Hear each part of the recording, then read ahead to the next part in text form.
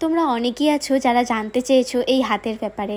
এটা কিন্তু artificial silicon hand. তো এটা দেখতে কিন্তু একদম অরিজিনাল হ্যান্ডের মতোই।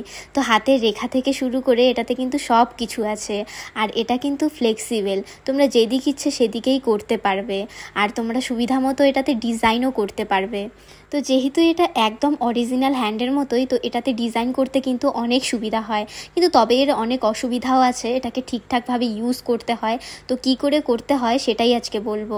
তো সবার ফার্স্ট কিছুটা ভেসলিন নিয়ে তোমরা হাতের যেই জায়গার উপরের দিকে ডিজাইন করবে সেখানে সুন্দর করে আগে দিয়ে রাখবে, তারপর সেটার উপরে ডিজাইন করবে। আর যেহেতু হাতটা অরিজিনাল নয়, তাড়াতাড়ি ড্রাই হয়ে যায়, যার জন্যই এই ভেসলিনটা দেওয়া। আর ভেসলিনটা দেওয়ার ফলে মেহেন্দিটা শুকাতে অনেকটাই টাইম লাগে, যার জন্য কালারটা অত সহজে বসে না।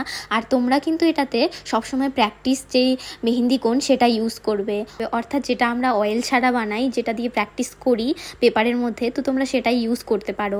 আর ধরো মেহেন্দিটা অনেকক্ষণ থাকলো, অনেকক্ষণ পর যখন তোমরা তুলে দেবে দেখবে হালকা একটু কালার হয়ে থাকে।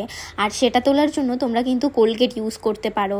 তো নর্মালি যদি কালার না হয়ে থাকে তাহলে নর্মাল একটা কাপড় দিয়ে মুছে দিলেই সেটা হয়ে যায়। তো আমিও এখানে সিম্পল একটা ডিজাইন শুধুমাত্র দেখানোর জন্যই করেছি, করার পর সেটা কাপড় দিয়ে মুছে দিয়েছি।